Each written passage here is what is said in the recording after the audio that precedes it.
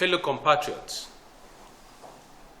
I am unsettled by credible intel indicating that another round of ENDSARS protests are brewing in selected cities across the country, likely to commence this week, and possibly as early as Monday, the 7th of December, in other words, tomorrow morning.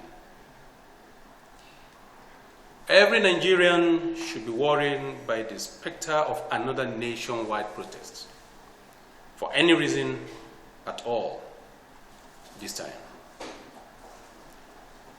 Not only is it true that the whole nation is still sacrificed and much traumatized by the violent aftermath of the last round of protests, but ground zero has changed drastically, and rules of engagement this time around will no longer be the same. The last round of protests benefited from a police force subdued by embarrassment at the misdeeds of few of their colleagues, and simultaneously held in check by official directives, even from self-defense. Any further protest is likely to run into a police force still enraged by the vicious attacks visited upon her last time.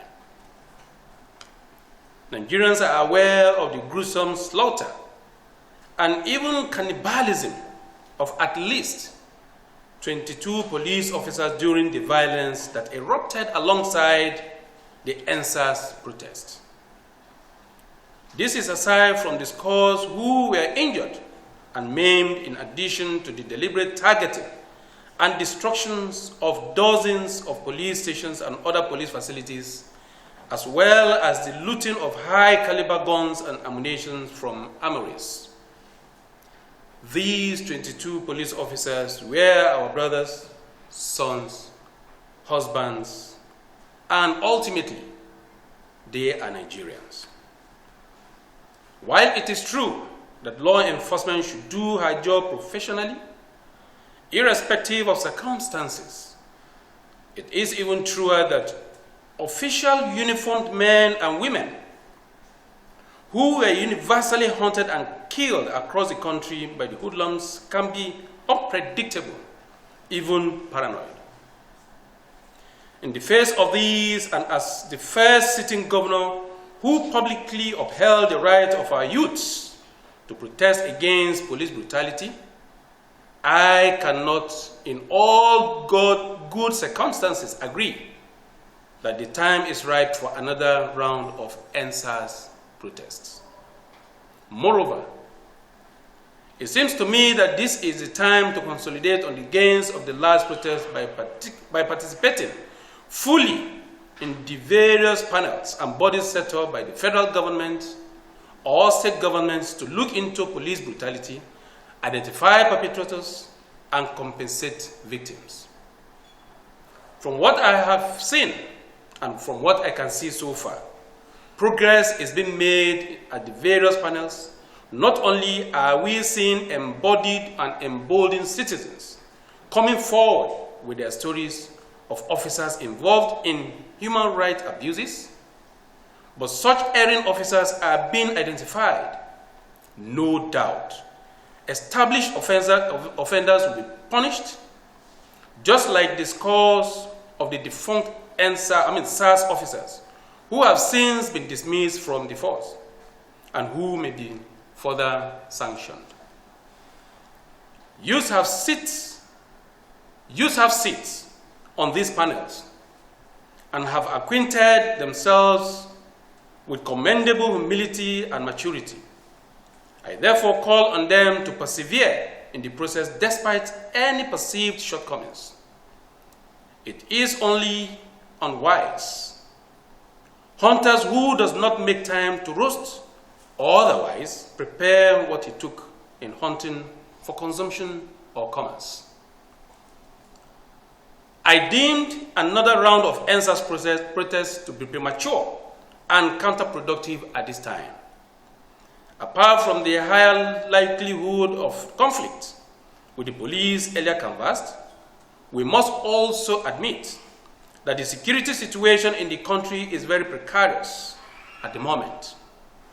All patriots must therefore make conscious efforts not to degrade a perilous security situation further. Nationwide protests at this time will only overburden the load-bearing capabilities of our security architecture, increasingly the likelihood of total collapse. No matter the narrative, I doubt that out-of-control anarchy is an objective of the ENDSARS protest. It is also true that we live in an economy that is bleeding badly right now.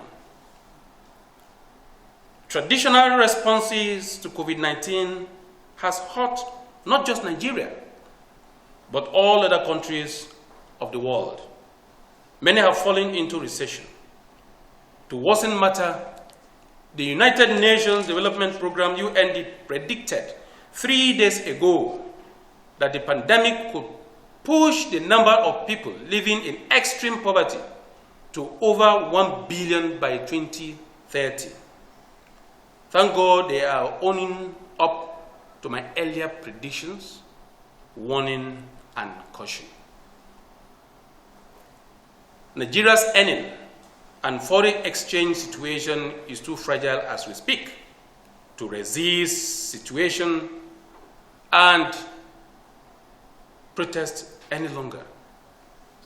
Another nationwide protest will worsen the multidimensional poverty indices all over the country and work greater hardship on the ordinary Nigerians we claim to be advocating for. There are also sociocultural implications. Nigerians tend to travel a lot during the Christmas days. Statistics shows that traveling this period is not only for pleasure, as widely supposed. For many of our people, this is the only time in the year when they can attend to pressing life responsibilities like marriages, hospital appointments, funerals of loved ones, and even community improvement events. As a governor, I am aware hundreds of such events will happen in towns, big and small, in my state and beyond. Many have been fixed for months, even years in advance, with much expenses already gone into planning. All of these will be in disrupt by nationwide protests at this time.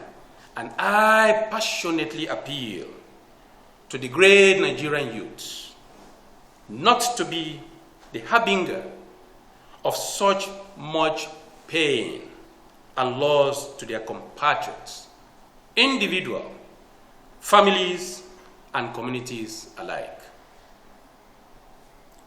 Then, of course, we have socio-political reasons to tread carefully. We have the example of countries which have gone the path of chaotic social change, only to collapse as proof that action and caution are Siamese twins in the journey of all successful revolutions. Social justice is always going to be within a social context. In other words, we need to have a country to even protest for, a better one at all. Social change, like fire, must never be allowed to get out of control, or it will consume the very building it was ignited to warm in the first place, along with the occupants. In public protest, no variable is 100% guaranteed. Every protest can be hijacked. Like the ENDSARS protest, the recent Black Lives Matter protest against systemic racism and police brutality in the United States of America were largely peaceful. Yet, it was infiltrated by violent elements. These forced the leaders to frequently recalibrate their strategy in order to keep traveling towards the objectives. For instance, they have ceased fire since November 4th, no doubt, to give the electoral process a chance. I must also stress that when all is said and done, the fastest route to desired social change in a democratic system is via political process. The guarantee of periodic elections and change of guard in government is one reason never to burn it all down at once. Perhaps the most impressive thing about the US protests is how much they have utilized the ballot box in the year 2020. In 2016, about 135 million Americans voted in the presidential elections. In 2020, they are on course to overtake the 180 million mark. Majority of new voters are youth protesters. And mobilizing is very, very key. Currently, Black Lives Matter is actively participating and setting agenda in the Joe Biden's transition program because their role in his support cannot be denied. ENDSARS can do likewise, or even better. Pressure groups take political power when the pressure has built up to the point that they can no longer be refused or ignored. My administration has recently capitulated to the growing powers and participation of women in state politics by ceding all the 21 deputy chairmanship positions in all of our local government councils to them, along with the 21 council speakership positions. Nothing stops ENDSARS from achieving similar accommodation with our political parties. The good thing about a democracy is that if leaders push citizens to bring through a consistent pattern of substandard governance, citizens can always wait for the next election period to make a change. I can testify from my personal experience that a political system can only be comprehensively overhauled from within, and you can only do that when you take control of it as a legitimate and legal participant. It does not matter how much protesters ground the nation, they can never produce even a councillor outside the ballot box, which will be acceptable to the people. Thus, anger at social imbalance or poor governance manifested only through protest, whether peaceful or violent, will only achieve piecemeal objectives. Our ENDSARS protesters must therefore start looking and organizing themselves towards the 2023 general elections now, either by adopting an existing political platform or setting up one of their own. Contrary to perception, 2023 general elections are not far at all. If God keeps lives, we are only about 800 days away from February 2023, when all of this youthful energy can be harnessed and channeled properly for a true revolution via the ballot box. Then, there is more than enough work before the ENDSARS group. I therefore appeal to the Nigerian youth, especially the ENDSARS protesters, to rethink all plans for protest at this point. And indeed, before the panels have round off their assignments, such will be premature, dangerous, and above all, counterproductive to our stated gains, aims, and objectives. Men are still mourning the man beaten by death by the lizard with his small teeth. The leopard should not take money to go and sharpen his fangs, please. I wish all Nigerians the very best of this season. A Merry Christmas, peaceful and prosperous, healthy 2021. I thank you all.